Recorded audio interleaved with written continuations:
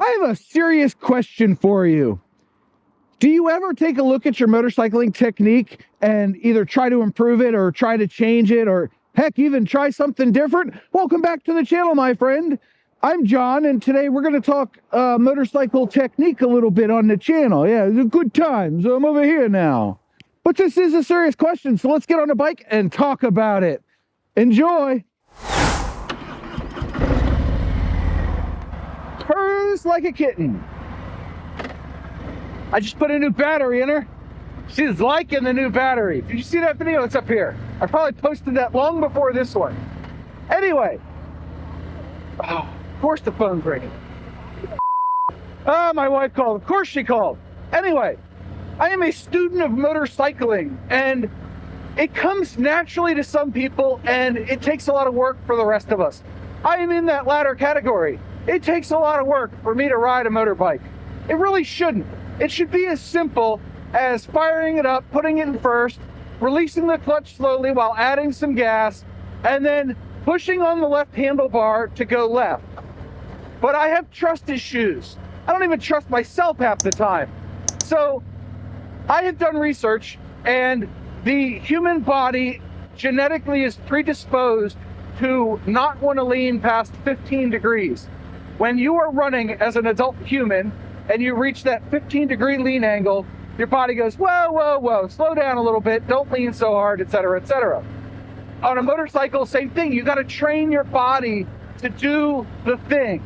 In my case, it's harder than most. I lean like 10 degrees and I'm like, well, that's enough. We're going to slow down. Wow, we're going too fast. Okay, good. My dash lights just came on. I was wondering if putting a new battery and screwed that up, but it didn't. Anyway, look how pretty the sky looks today. Isn't that nice? Such a nice thing. I did leave work on time this week, so there's that. We're gonna ease up, officer. Don't want to become road pizza. Yep, here comes somebody. See, they're coming fast. We're gonna let them go. So what happens when you hit rough pavement or you hit something slick on the road? And I've been told that slickery does not mean what I thought it does. Thanks a lot, Patrick.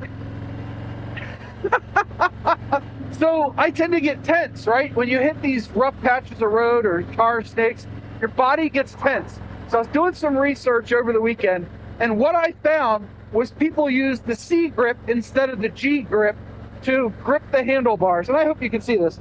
But right now I've got 2 fingers on my clutch lever, just hovering, and 2 fingers on the bar. Now what that does is it limits the amount of pressure that you can put on the handlebars because of the tendons in the pinky and ring fingers.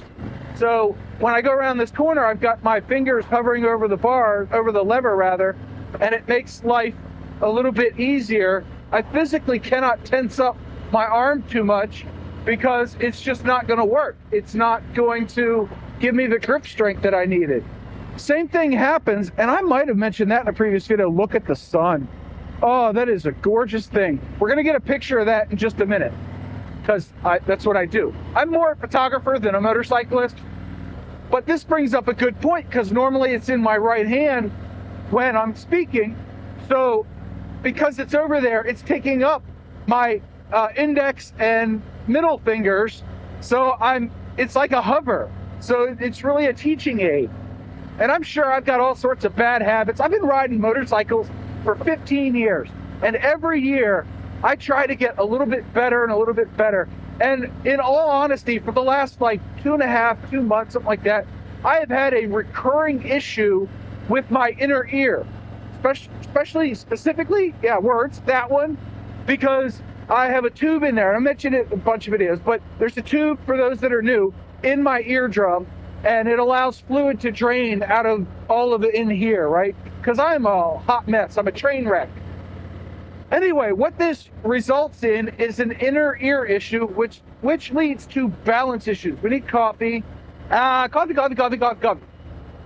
So if you combine trust issues with balance issues, and you have one track because you have a front tire and a back tire on the motorcycle, you're going to end up a not comfortable person on a bike.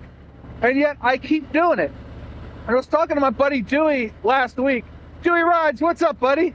And I was talking to him about it. He's like, well, take a break from motorcycling. I was like, I don't know that I can. I just love riding so much. He's like, yeah, but if you're uncomfortable, why?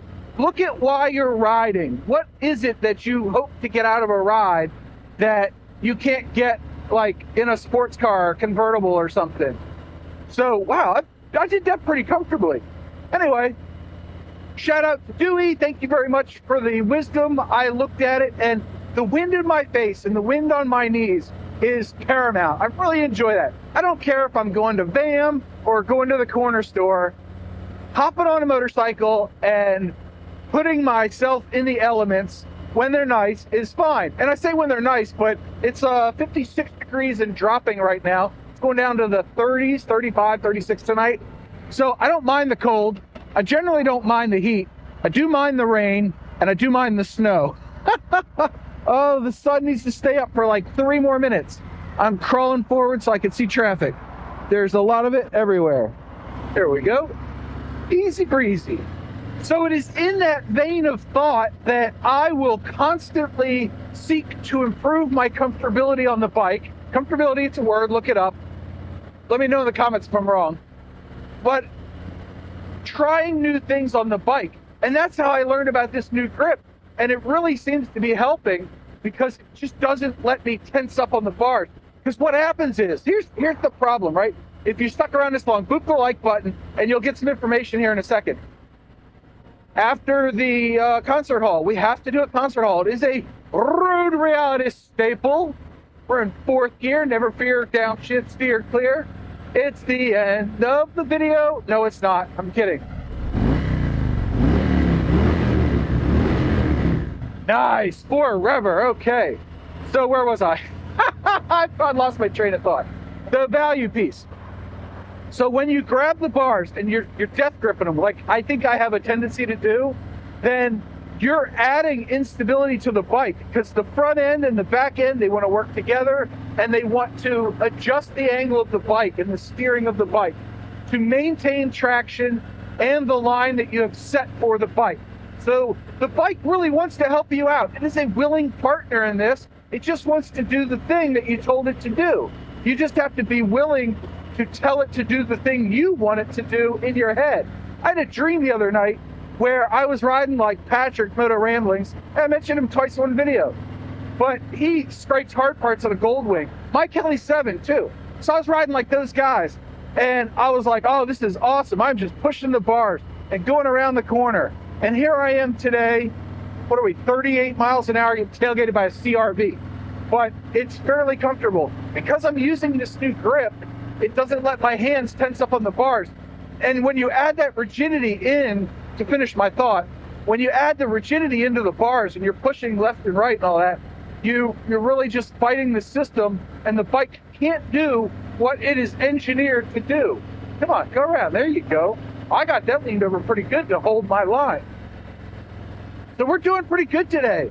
I'm shocked. I'm genuinely shocked at how well I am riding today. I don't have a good riding day every day. Some days are better than others. And like I said, with this ear infection, I took the antibacterial drops this morning, but they are wearing off and I am feeling a burning pain in my ear. And I'm gonna pull over right here.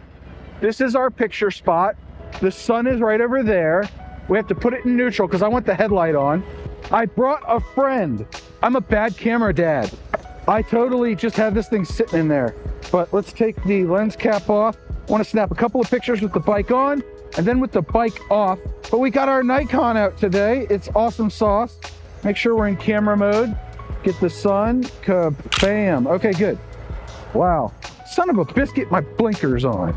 There we go. That's better. Look at that. How's that picture look? Oh yeah, much brighter. Okay, cool. Let's turn it off a second. No need to let it sit in idle, right? Oh yeah. See, the sun is totally failing me right now. That's a good picture though. That's neat. I like that. And if I come down here, yeah, okay, that's cool. All right, so we're taking pictures. We're snapping pics, people. Snapping pics.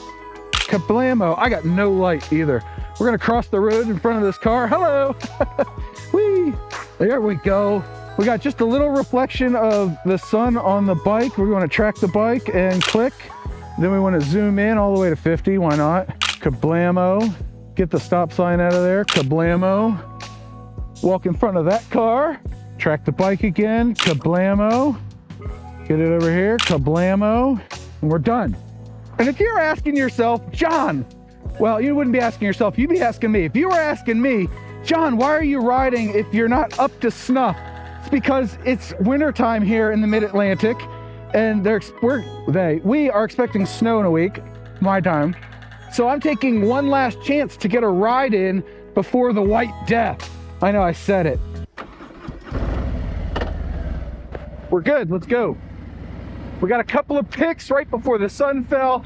You know, it would be a lot nicer if those clouds were out of the way, but I am not in control of the weather, much to people's chagrin. Some people would like me to be in control of something. I'm not in control of anything, which takes me back about 10 years ago. I was talking to my buddy and I was like, dude, I'm going around this corner, and I think I was riding my Vaquero at the time, and I was like, I just feel off, or this or that. And he's like, well, you are becoming more in tune with the bike, and you're more than a voting member. You're not a potato on the bike. You're a pilot of the bike, and you want it to do exactly what you want. And so there will be some growing pains in that.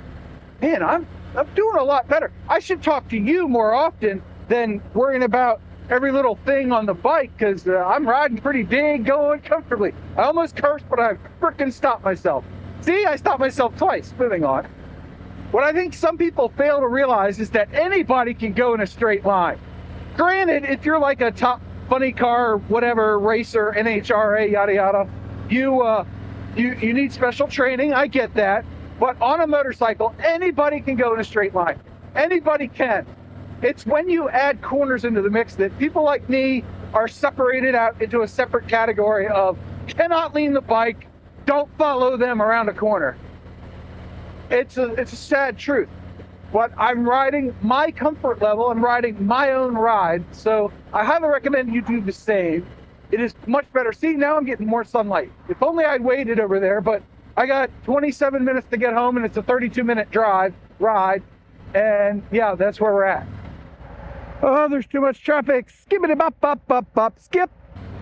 Do you like my jazz freestyle there? Skippity bop bop bop bop bop. That's probably not jazz. Anyway, moving on, back on topic. Earlier this year, I really concentrated on head and eyes. Straight ahead, looking far down the road. And hey, look, I avoided a pothole too. Part of that is scanning like right in front of the bike, right? We all know this. I do these videos, maybe you're a new rider, maybe you just haven't thought about it in a while. I really wonder who's gonna watch, but hey, if you're watching this far and you've learned anything, leave me a comment below with what you may have learned. This is super fun, I love doing this. And when I learn something new, I try to share it with people. Even if I'm not an expert, what's it really gonna hurt to try the C grip versus the G grip? Be a good title for this video. But it's important, I think, to always be trying to better ourselves with regards to our motorcycling. Because I was reading a meme the other day, and it said, motorcycling in and of itself is not inherently dangerous. It is, however, sorely lacking in patience or incompetence or not paying attention, that sort of thing. If I can find it, I'll put it on screen now. If not, we're just gonna skip past that and move on with our day. So I think that by trying to improve our skills constantly, A, it makes us better motorcyclists, and B, it really helps us to expand our horizons, as it were. Because if you learn something new and you get to incorporate it, don't you get to teach your friends about it? And don't you get to try it out yourself? Isn't trying new things fun when it comes to motorcycling? So I implore you to go out and try something new on your motorbike. Practice it, look at it, I don't know. Try the C grip versus the G grip. See if it helps. See if it makes a difference for you. I hope you're having a great day. I do hope you learned something. If you did, poop the like button, share it, subscribe, and hit the bell icon, all that YouTube crap. And I'll see you all in the next video. Don't forget your 2 mantras. 1, you have a 100% track record of making it through a bad day. And 2, do something nice for yourself every day. Maybe it's learning the fine techniques of motorcycling. Bye.